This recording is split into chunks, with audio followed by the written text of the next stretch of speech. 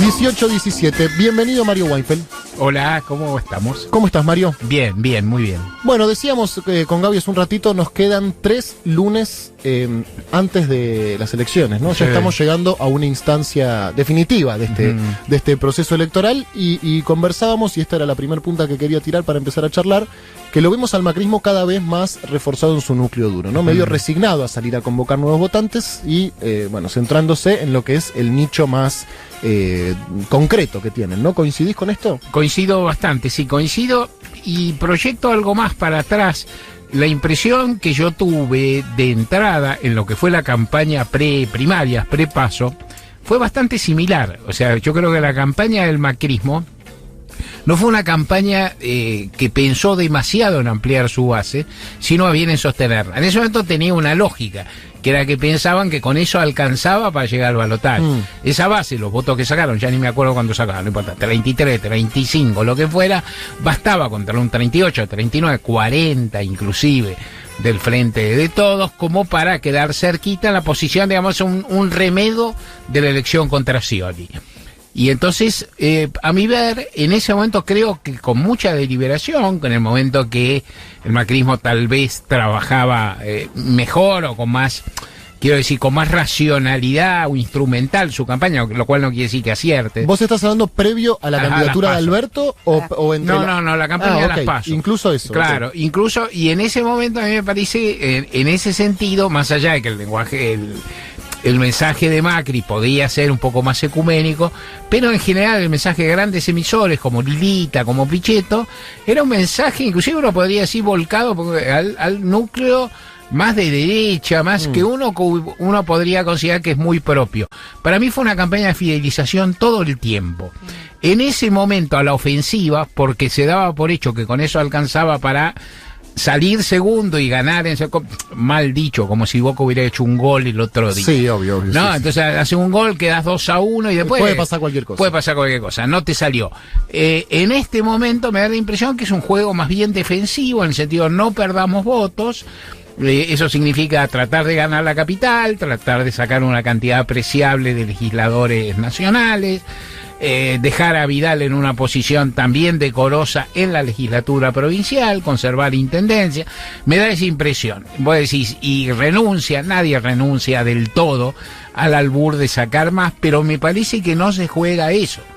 Inclusive las marchas, las movilizaciones estas y demás, de las cuales a ojímetro no he ido a ninguna, pero a ojito, por lo que uno ve por lo que uno ve por la tele, lo que mira y demás, la más convocante fue la de Barranca de Belgrano. Barranca de Belgrano, como hacerlo digamos en Los Abrojos, que se va a sí. Entonces está bien, quiero decir, es lógico porque va tu gente, pero no habría una persona que no lo votó. No es una persona que dudara de volver a votar. Entonces, pero es una táctica que se espera que el otro tropiece, me parece que hay una especie, no digo de confesión ni de resignación. Esa es la base de la campaña. Después, si te sale algo bárbaro, viste, si de repente el arquero saca, viste, le sale del área, le pega un patadón y la clava en un ángulo del otro arco, vos festejás el gol y seguís jugando, digamos. Hoy Alfredo Cornejo, el actual gobernador de Mendoza, dijo que va a ser candidato a presidente en el 2023, que es imposible saberlo porque falta un montón, pero ya marca un poco una disputa que va a haber dentro de Cambiemos sobre quién conduce la oposición, ¿no? Y por ahí esto que está haciendo Macri también tenga que ver un poco con eso, ¿no? Con reforzar ese electorado que le responde directamente a él y que parece de antemano superior al de cualquier otro, pero va a haber una disputa con el radicalismo, ¿no? Seguramente, y lo que me impresiona también, Cornejo, que marcó mucha diferencia con Macri, aún antes de las primarias. El día de las primarias, Cornejo criticó a Macri el 11 de agosto a la noche, delimitando el panorama de Mendoza, y si uno lo mira con sentido práctico, construyendo las bases para ganar en Mendoza o para mejorar su chance en Mendoza, que le fue muy bien y su candidato ganó. Ahora, ¿qué es lo que está diciendo Cornejo ahí? Que es la figura más importante, que él aspira a ser la figura más importante del radicalismo. Es decir, puede decir, Cornejo, esas cosas se dicen y después ves, esa es la ambición de él. Él quiere decir, yo voy a ser y desde mañana estoy tratando de ser la figura más importante del radicalismo, desde un lugar que no es tan sencillo. Si vos si entrás en ella proyección, que es muy difícil, vos podés decir, vos vas a ser diputado, Cornejo. ¿Por qué no va a ser mejor candidato Gerardo Morales o el mismo Gustavo Sáenz, que es una figura muy opaquita, pero que es gobernador de Mendoza? ¿Por qué no el gobernador de Corrientes? ¿Por qué no sabemos? ¿Por qué no algún radical cordobés? Bueno, porque perdieron, ponele, pero Córdoba es más grande. ¿Por qué no Martín Lustó? Que para mi gusto es vistoso, pero no es muy potente, pero en todo caso en esta va a sacar...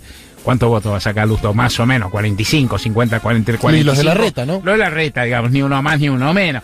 Y que tiene un aura de algo. Bueno, hay que ver. Se está diciendo el radicalismo va a tener un candidato fuerte y ¿saben quién va a ser? Papito. Bien. ¿Y Macri? Bien. Macri está bien, él piensa que sí se puede. Macri es un poco enigmático. ¿Cómo decirlo? Si en vez de Macri, si vos me preguntás, ¿qué va a pasar con Vidal el 28 de octubre si pierde, que casi seguro que pierde, y si pierde Macri, ¿no? Porque, digamos, ¿qué va a pasar? Yo creo que va a seguir haciendo carrera política del lugar que le toque o le quepa, como hacen la inmensa mayoría de los políticos, lo hemos hablado. ¿Qué será? ¿Será de la B? Vidal me parece que no. Sea un equipo de la A, sin pelear el descenso, uno de esos que está en la mitad de tabla y que tendrá que empezar a ver esta temporada, evitar el descenso y después ir construyendo. ¿Qué va a hacer Rodríguez Larreta si llegara a perder la Ciudad Autónoma? No, de nuevo, no va a abandonar una carrera política, nunca la abandonó, tiene una tenacidad. Macri habilita algunas dudas, es decir, se ha transformado en un político al punto de decir, acepto un cachetazo, acepto empezar a remar, acepto ir a un comité de Cambiemos a que se discuta su liderazgo. Claro, a que se discuta. Decir, yo recuerdo siempre con admiración el momento en que Raúl Alfonsín decidió pelear en la presidencia de la UCR después de haber perdido, no me acuerdo exactamente la fecha, pero en todo caso, después de haber perdido el gobierno contra Menem, después de haber perdido la interna contra Angelos, la interna no declarada, digamos que fue su candidato, después de quedar muy golpeado, dijo, bueno, yo voy a pelear y entonces empezó a rolar, a dar vueltas por comités del radicalismo, que yo. Y yo ¿no? Poniendo la Raúl carita Alfonsín, Raúl Alfonsín era un comité, yo imaginaba esa escena y la exageraba. Raúl Alfonsín, que llegó al radicalismo a un lugar al que nadie lo llevó, digamos, a una victoria sobre el peronismo impresionante y una presidencia que fue fundacional en muchas cosas y que planteó nuevos temas y al cual se le puede decir con respetuosamente el padre de la democracia o una figura señala, todo eso. Raúl Alfonsín era un comité y uno se imaginaba, yo me imagino un poco, porque a mí me gustan esos lugares, y entonces me imaginaba Raúl en un lugar, Alfonsín en un comité medio deprimente, de un lugar, no importa, no quiero decir dónde, pero cualquier territorio, inclusive la capital, un lugar que en invierno es frío y en verano es medio caluroso, que el café es espantoso, que el mate está helado, que hay 4 galletitas, 20... Así me imagino el comité, tal cual como lo estás 20 sillas, que yo, y un correligionario que decía, doctor, usted en realidad no obedeció, no acató los principios de Leandro Alem. Y entonces uno no es que quiera eso, pero uno piensa, Alfonsín podría pararse, hacer un gesto que voy a hacer ahora, pero estamos en radio, que es ponerse los dedos en B sobre un hombro y mostrar las jinetas que tenía, decir, bueno, yo soy teniente general, digamos, y vos sois, sí, vos no llegaste a conscripto, digamos, ¿no? O sea, yo soy el Messi, vos digamos, estás practicando en un potrero y no te dejan jugar. Y decirle, bueno, correligionario, cállese la voz. Y que Alfonsín largamente no hacía eso. No se dedicaba a decir, tiene que gustar mucho la política, ¿no? Él le gustaba, entonces, mire, o sea, trataba de persuadirlos de a uno, aceptando una discusión en paridad que es muy democrática en la forma, y que en algún momento decir, bueno, es decir, no cobra noción de las dimensiones. Uno lo ve a Macri en eso, le cuesta. Los mecanismos pueden ser otros. Uno dice, bueno, ahora no hay tanto comité, pero de todas formas, si Macri fuera el día de mañana, después de perder una elección, a casi cualquier programa de televisión, aún aquellos que le han servido de vasallos estos años, la pasaría duro. Le diría, usted hizo mal esto, hizo mal lo otro, ¿qué pasó con la polarización? ¿Qué pasó con esto? ¿Lo acepta, no lo acepta, es tangánico? Y ahí, con franqueza digo, no lo sé. Son pocos los políticos que se retiran, muy pocos. Estará Macri en esa... Macri tiene algunas características personales, de clase, siempre ganó. Siempre Cierto. ganó, perdió una sola vez con Aníbal Ibarra por poco. La primera, el bautismo, ¿no? El bautismo y después ahí se mantuvo y siempre ganó. No sé qué pensar. Insisto, de Vidal sé qué pensar, me puedo equivocar con él, con Vidal, de Rodríguez Larreta sé qué pensar, de Pineda, ¿qué va a ser Pineda? Claro, pero son animales más políticos que Macri, ¿no? Tanto Vidal como Rodríguez Larreta. Claro, son más políticos, son políticos de carrera y aprenden eso también. Rodríguez Larreta, uno imagina, en este momento Rodríguez Larreta, cuando lee lo de Cornejo, dice, papito, vas a tener que pasar por la ciudad autónoma. Claro, por eso Ahora, pero en este sentido digo, ¿y la alianza Cambiemos? Entonces ¿qué va a suceder con la alianza Cambiemos? ¿No se va a componer igual que ahora como oposición? No, ahí va a haber, uno si se da el resultado de derrota, va a haber que ver si la alianza resiste. Yo creo que la alianza Cambiemos es un acierto, que es haber ampliado el espectro radical, sumarle abiertamente una derecha que suma votos, y que dispersos andarían flojos, sin contar con que el radicalismo puede asentarse mejor en los contados territorios que le quedan, pero que le queda. Y que esa disputa puede existir. También uno imagina en esa eventual y virtual discusión donde se pondría Lilita Carrió, claro. ¿Qué haría? Diría, yo soy la jefa. Lilita Carrió se declaró jefa de la oposición en 2007, cuando salió segunda Cristina 20 puntos. Sí. La elección que ahora dice que hubo fraude. En ese momento dijo que era jefa de la oposición. Parecía reconocer que no había fraude y parecía ignorar que en la Argentina el lugar de la jefa de la oposición no es fácil de establecer, salvo en el periodo del macrismo. Que estuvo clarísimo.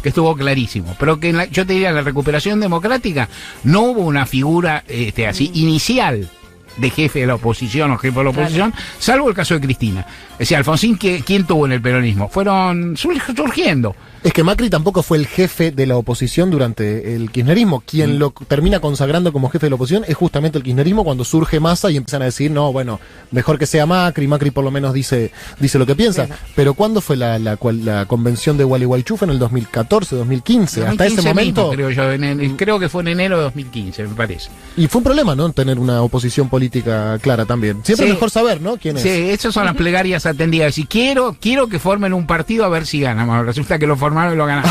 Bueno, hagan un partido y ganen las elecciones. Hagan un partido y ganen las elecciones. Y lo hicieron. En mala hora. Cuidado con lo que desea. Sí. No, pensaba que qué destino el de, Macri, que ganás, pero cuando perdés por el 60, ¿no? Terrible. También esa es una acumulación, ¿no? De ganar, que por ahí otros políticos, como Carrió, que va de ganar 20 puntos a 5 o a 2. Sí, está más curtida. Claro, ¿no? Sí. Hay como otra carrera más que fluctúa más, ¿no? Sí, y también de cómo construís y demás, en ese sentido. La carrera de Vidal es más meteórica, claro, por lo menos en grandes ligas, pero de todas formas tiene otro modo de construcción. Y la de Rodríguez Larreta es súper clásica. ¿No? Rodríguez Larreta fue funcionario, fue peronista, estuvo en la alianza. Sí, nunca trabajó otra cosa. No, se dedicó a eso. Pertenece a una familia de políticos, el padre de un político, una figura política importante, que sea tipo con saberes, o sea, una dinastía política, a su modo como Pinedo, más menos reaccionario, ¿no? Menos conservador. Más desarrollistas, claro. Pero pertenece a eso. Entonces, ¿qué pasa? Lo más conservador que Pinedo, ella es difícil. Sos una momia. Sí, es difícil. Estás en formol. Pinedo igual, alguna vez, no sé si no fue Iván que tiró en Twitter, Iván Jadrowski, que tiró en Twitter algo, o alguien lo tiró, Iván, me parece, o Iván contestó, que es, ¿cuál es la figura con la que sos muy opositor o estás muy en contra, y sin embargo te cae más o menos bien, no tan odioso? Y alguien dijo, y yo lo pondría a Pinedo en ese lugar. Cristina incluso una vez lo dijo. Exacto, no sé si lo recuerdan. Claro. No sé si dijo que le caía bien, pero que era un buen gorila, dijo. Diferenciando a los gorilas de los monos. Además, ¿no? le reconocía la prosapia del gorila. Claro. Le decía, yo prefiero, Pinedo, enfrentarme a vos, que sos ya que en la Argentina ya tenés un nombre. Y fue presidente además ahora. Claro. Es un expresidente. Es un expresidente, una presencia buena. Sí. que hay que valorarla. No hubo grandes problemas, no hubo inflación. Nada. Hubo ni siquiera muchas movilizaciones. No, casi nada. ¿Cuántos nuevos pobres hubo durante el gobierno de Pinedo? No, y fue bárbaro. Y que la deuda se mantuvo igual. Por ahí hasta ganamos unos manos, no nos acordamos. Bueno, recordando la presidencia de Pinedo, que fueron esas horas, sí. ¿Qué pasará con el paso? Bueno, para, hacemos un poquito de música y después hablamos del futuro y frente de todos. Claro. Futuro y frente de todos. Ya hicimos macrismo y pasado, ahora, y bueno, y también un poquito de futuro opositor, pero a ver, ¿qué va a pasar, no? ¿Qué va a pasar? Si ganas... ¿Vos te imaginás esa foto? Yo no me la puedo imaginar esa foto. Yo tampoco. Pero tampoco me imagino también puede depender del masazo, ¿no? Que sea. Digo, por ahí si es un masazo del 60 no lo imagino, pero si es una situación de balotaje como ellos imaginan, que también es muy fantasiosa, por ahí sí, ¿no? Me parece que depende del escenario.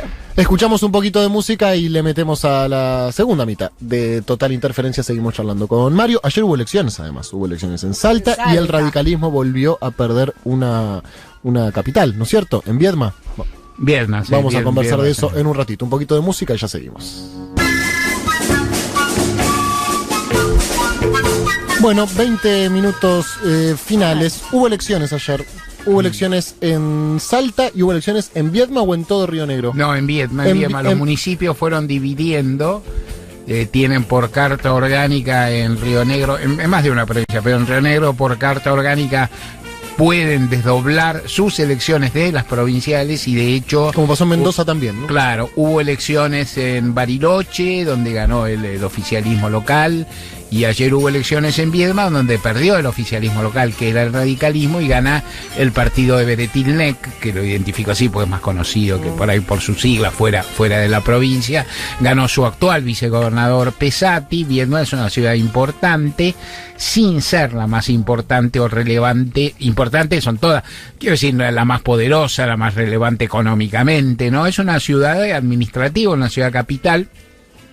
Pero es lo que no le resta ser la capital de la provincia, el lugar donde se instala y el lugar donde activa el gobierno, digamos. El hecho de que Beretilnec se haya quedado con el gobierno de la provincia y con el de la capital revela que se ha convertido en un partido provincial nuevo, que ya lleva unos periodos al frente y que es una novedad de la etapa democrática, que tiene algún cariz propio. No hay tantos países, no hay tantos partidos provinciales que gobiernan que gobiernan territorios. En la Patagonia hay dos: el Movimiento Popular Neuquino, el más fuerte, el más estable, el más firme, y eso tiene un rol protagónico en ese aspecto.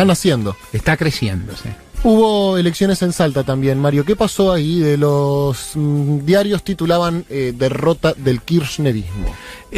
Ahí las primarias... Fue gobernador, ¿verdad? Son las primarias para gobernador, una elección que se va a realizar después de las elecciones nacionales, en noviembre.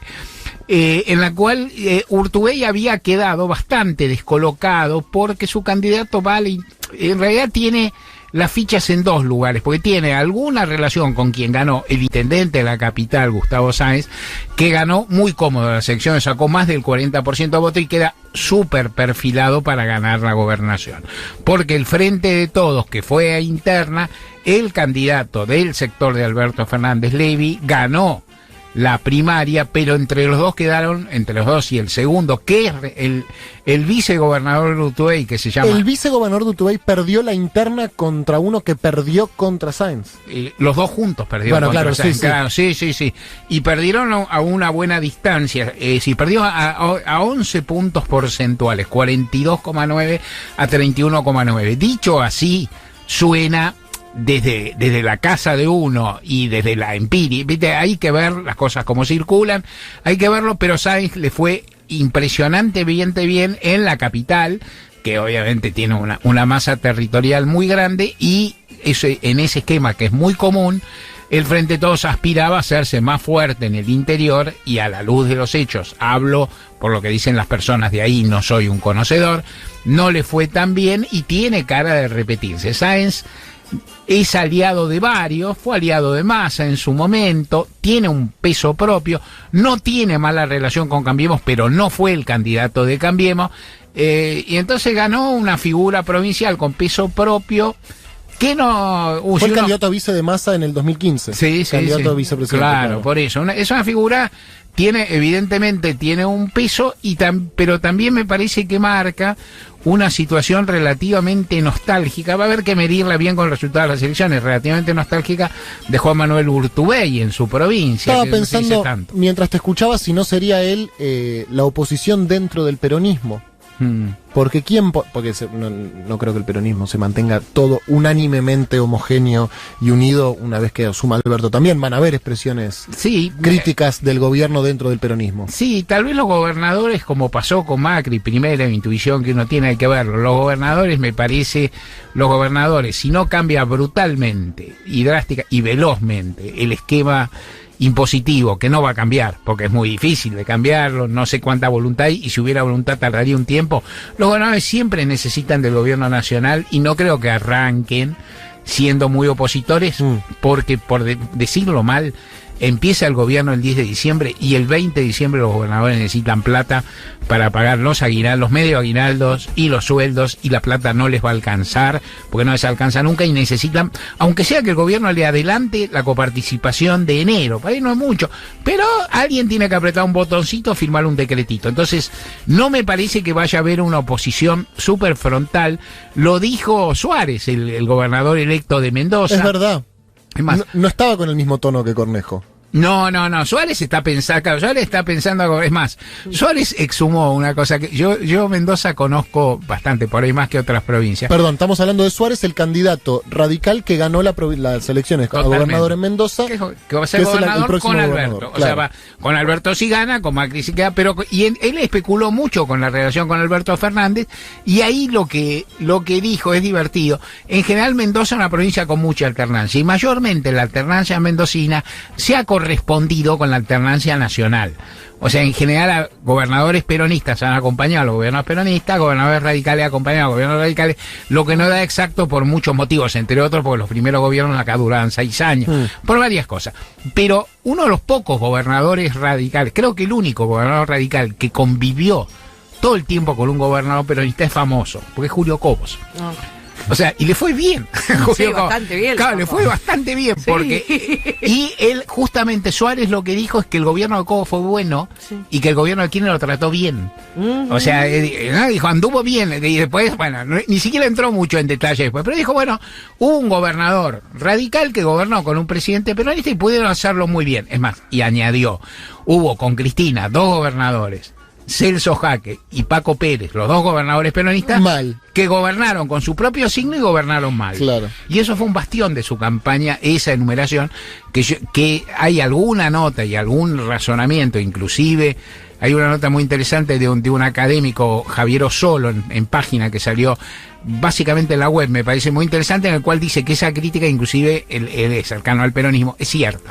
O sea, es decir, que esos gobiernos efectivamente fueron flojos, y que esa afirmación, frente a la afirmación que venía implícita en la presencia de Alberto, y que algo se dijo en la campaña de Anabel, que es: traten de no tener un gobierno de signo distinto con lo que se viene, puede no ser exacta, y en realidad uno desea que no sea exacta. Obvio que le vaya bien a la Mendoza radical si hay un gobierno peronista. No, imaginas, no sé, porque Alberto en su campaña tira muchas propuestas, ¿no? Por ejemplo, esto de los ministerios móviles por las provincias. Sí, ayer lo volvió a decir. Y también cuando se habla de ministerios se nombra también referente de las provincias. ¿Imaginás que Alberto va a tratar de implementar, aunque no sea fácil, otra relación de Buenos Aires con las provincias?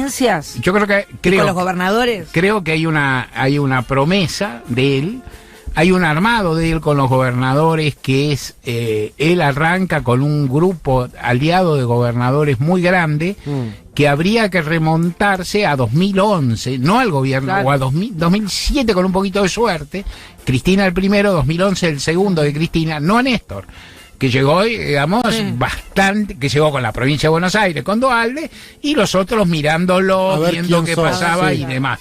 O sea, con una fuerza de gobernadores tan importante como Alberto, van a ser pocos. Va a haber un rediseño, debería haberlo. No es fácil hacer un rediseño en serio, porque el rediseño en serio supone buena voluntad, eso ponerle que haya una idea institucional, establecer algunos mecanismos. Esto ponele que se haga, y después aparece la guita. Es decir, después tiene es decir, que la plata, o sea, la plata debe fluir de otra forma. Casi uno, y por decirlo muy brutalmente, un tema que seguramente es más refinado que lo que voy a decir, pero que por ahí lo que digo ayuda a entenderlo un poquito. Vos tenés que tener otro modo y básicamente otras cantidades o proporciones. Claro. Está claro, podemos decir, bueno, otra forma de distribuir. ¿Cómo es distribuir? De otra forma? Claro, la mandás por transferencia, la mandás en diligencias, viste, cuando se mandaban las películas del Far West. ¿Cómo es? ¿Qué es? En el fondo es que haya que las provincias tengan más dinero, más dinero relativo. Vos decís, bueno, puede haber más dinero porque hay crecimiento, fenómeno. ¿Y eso qué quiere decir? Que la nación se lleva lo que fuera. El 70, por decir una frase arbitraria, y el 30 de la provincia, o que empieza a haber otra. Entonces ahí se complica la situación, hay que pensarlo mucho. Los conflictos que han aparecido en estos meses acerca del IVA, del subsidio al transporte y demás son reveladores. Las provincias están al borde de la asfixia. Macri en algún sentido ha hecho una parte que es fácil. Es tan asfixiante ahora la situación de la provincia que con poco la descomprimís. Pero con ese poco no alterás la ecuación histórica que hubo, ponele en la época de Kirchner, que fue próspera para todos, pero que también hubo un predominio central muy alto. No es un tema fácil de develar. Cualquier político que encuentres, no encontrás ningún candidato a presidente que te diga hay que ser más unitario. No existe, sin ninguno. Hay que más guita acá, todo tiene que estar en la casa, nadie lo dice. Y en buena medida yo creo que muchos no lo piensan, aunque cuando llegan a gobierno, por ahí lo piensan. ¿Qué pensaría Roberto Labaña? Yo imagino que Roberto Labaña, sin duda, va a tener un discurso más federal. Yo lo conocí como ministro de Economía y también conocí como presidente a Néstor Kirchner, cuya idea era que todos tuvieran mucha guita, pero no más que ellos. Claro. Una cosa es que vos quieras que todo ande bien y otra cosa es que vos quieras que el reparto sea distinto, ¿no? Es un tema ese. Claro. Temazo. ¿Alguna puntita nueva del gabinete de la semana pasada algo que podamos acá? ¿Un almuercito, un cafecito, media lunita? Desayuno. Un desayuno, Mario, unos mates. En los quinchos y en los pronósticos deportivos. Ya hay 2, 3 figuras que todo el mundo da por buenas. Hoy apareció una, ¿no? ¿Qué decís? Hoy apareció una, hoy en el acto de hoy fue un respaldo importante, ¿no? ¿Vos decís a Daniel Arroyo? Me parece que sí. Sí, sin duda. Para mí los que están muy, muy colocados, y yo no apostaría mucha plata que todos los que están colocados van a hacer. ¿Se entiende? O sea, diría 3 de 4, una cosa así, 3 de 4, 75%, gran base para apostar. Pero uno podría decir, se da bastante por hecho que Santiago Cafiero pueda ser jefe de gabinete, que Felipe Solá sea canciller, se da por hecho que Guado de Pedro puede ser ministro del Interior, y se da bastante por hecho que Daniel Arroyo sea de Desarrollo Social. Eso más o menos está, y uno incluso encuentra en ese diseño inclusive ciertas características de Alberto, y ahí empieza a notarse otra cuestión que también se nota, que es machirulo, todo eso. Exacto, digamos, claro, que ahí falta mujer, no es que falta mujer, no hay, es decir, caramba. Y sí, pero, es verdad. Claro, caramba. Pero, y yo creo que bueno, que esas figuras están no es de información mía, confieso con pudor, pero la he leído en varios medios, la reproduzco, que hay comentarios que sin duda salieron viste que uno lee las noticias, por lo menos los periodistas, uno lee y dice, ¿quién se la contó al otro? Exacto. Que no me la contaron a mí. Entonces, ¿por dónde viene? Claro, la pregunta es, ¿se la contó a alguien importante digamos del local de México donde funciona el albertismo? Claro. ¿O Alberto mismo se la contó un primo? ¿O le están copiando a otros medios, cosa que hacemos todos y yo estoy por hacer en este mismo momento? Confieso, pues yo estoy diciendo, a mí no me lo contaron, lo leí en varios medios y tiene como fuente, infiero, o Alberto Fernández, una figura muy cercana, que es la perspectiva de que Daniel Rafecas pudiera ser Procurador General de la Nación. Que a mí me parece difícil, en general, que pudiera atravesar ciertas instancias, en particular el Senado, que es bastante kirchnerista y que tiene con Rafecas un entripado alto. Esta es la segunda parte de la información que yo pienso.